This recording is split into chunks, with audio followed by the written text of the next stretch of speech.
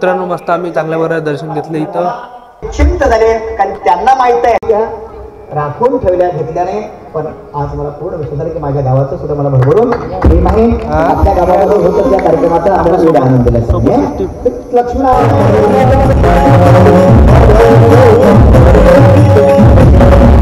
नमस्कार मित्रांनो, मी स्वराज विष्णू तुमचं आजच्या व्हिडिओमध्ये सहर्ष स्वागत करतो। तर आज चाललो मी असतपूर कायले म्हणसा तर श्री लक्ष्मी नरसिंह देवी यांचा तिथं महापुराण आहे। चांगल्या प्रकारे महापुराणचा व्हिडिओ काढून मेन गोष्ट तिथं आज शेवटचा दिवस आज मिरवणूक आतला चला बसतो आपण व्हिडिओ तिथचा शूट करू चांगल्या प्रकारे मस्त दिवसाला इथं दिवसाला जाऊ मस्त आपण आणि चांगल्या प्रकारे व्हिडिओ शूट करू। आता वाजले आहेत 1:30 आता 2 वाजता सुरू होतो म्हणजे पाहू आपण काय ते चांगल्या प्रकारे देवीचं दर्शन घेऊ आपण। चला मग जाऊ आता असतपूरला आपण चला व्हिडिओ मस्त। तर मित्रांनो मी चाललो सध्या असतपूर आता चला मग आपण जाऊ आणि हा व्हिडिओ कंटिन्यू पाहिजे आपला चला।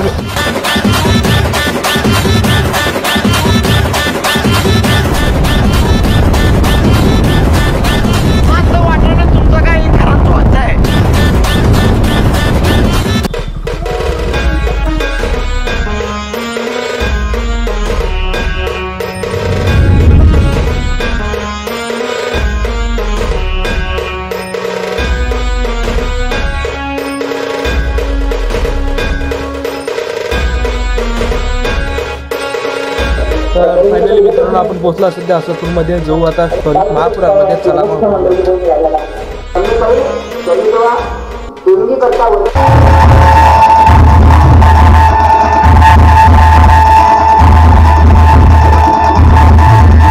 चिंत झाले कारण त्यांना माहित आहे वाट पाहत होतो आपण आतापर्यंत किती राखून घेतल्याने पण आज मला पूर्ण विश्वास झाला की माझ्या गावाचं सुद्धा मला भरभरून प्रेम आहे। आपल्या गावामध्ये होत त्या कार्यक्रमाचा आपल्याला सुद्धा आनंद दिला लक्ष्मीनारायण रामचंद्र गोविंदा गोविंदा वेंकटरमणा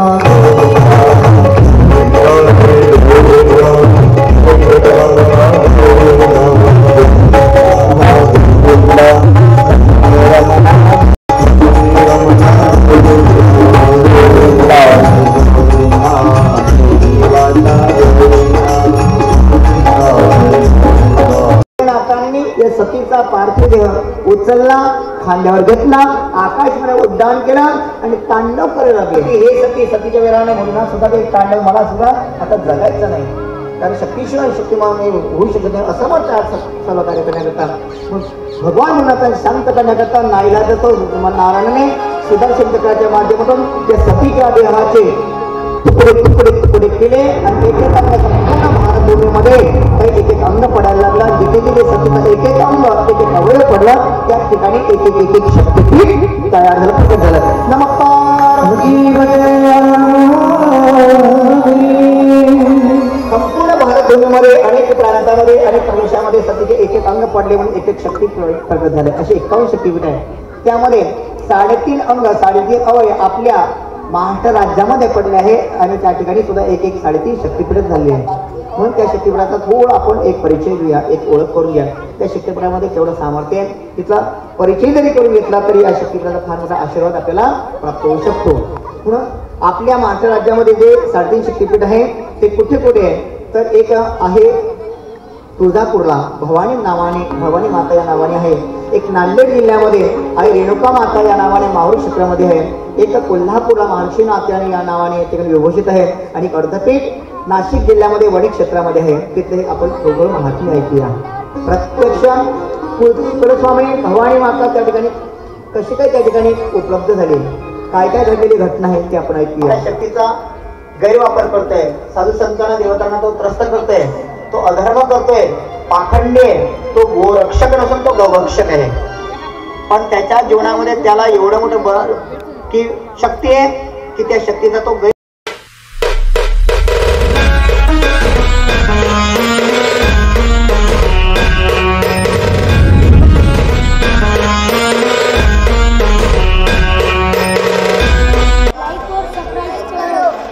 सरप्राइज ये बड़ी अच्छी बात कही आप। मित्रांनो मस्त आम्ही चांगल्या बरं दर्शन घेतलं इथं. कोणती देवी म्हणतात तरी देवीचं नाव नवीन आहे हा नूरशा मंदिर नावानं ओळखलं जाणारं मंदिर आहे इथं. त्यासमोर त्याला महापुराण चला मग जो अधिक व्हिडिओ काढू चांगल्या प्रकारे. आई मला तू परत पाहिजे, तुम्हाला सोडून जाऊ नको, सोडून जाऊ नको. आक्रोश करायला लागले परशुरामजी, आपण मला सोडून जाऊ नका. प्रत्यक्ष धरून की आई सांगत होती सूक्ष्म रूपातून की बाळा भिऊ नको तुझ्या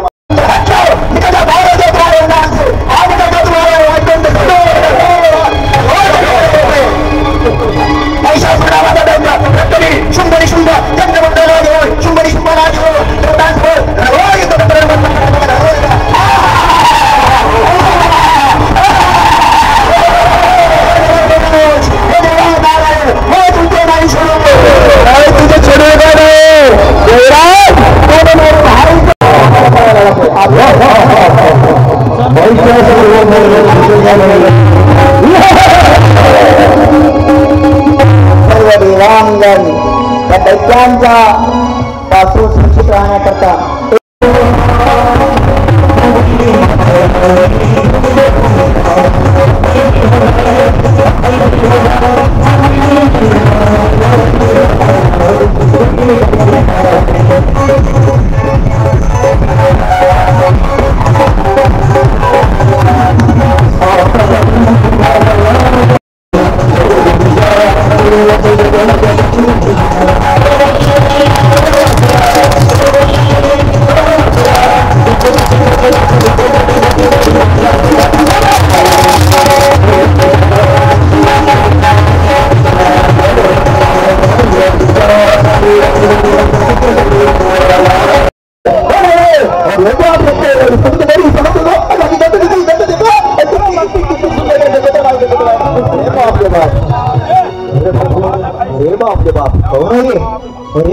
बहुत बड़ी सुंदरी है, ये तो अपने राजा के लिए तो पटरानी बन सकती है, बहुत अच्छी दिखेगी. चलो अपने राजा को सब लेके आते हैं. अब इसमें भागवत का राजा को लेकर आना है.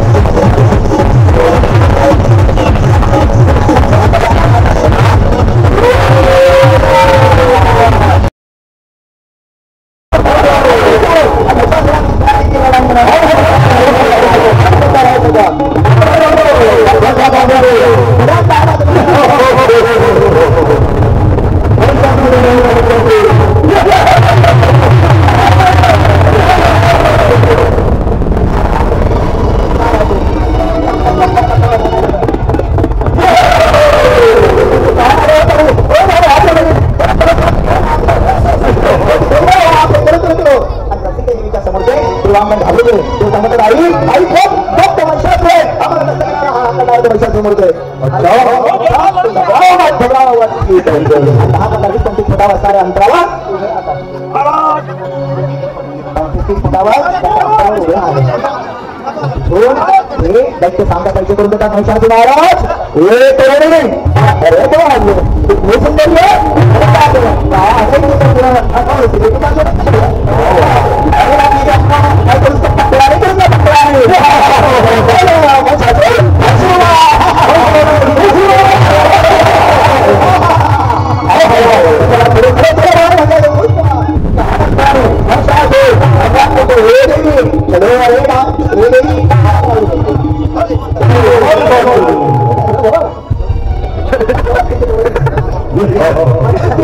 अंतरावर संवाद करतात.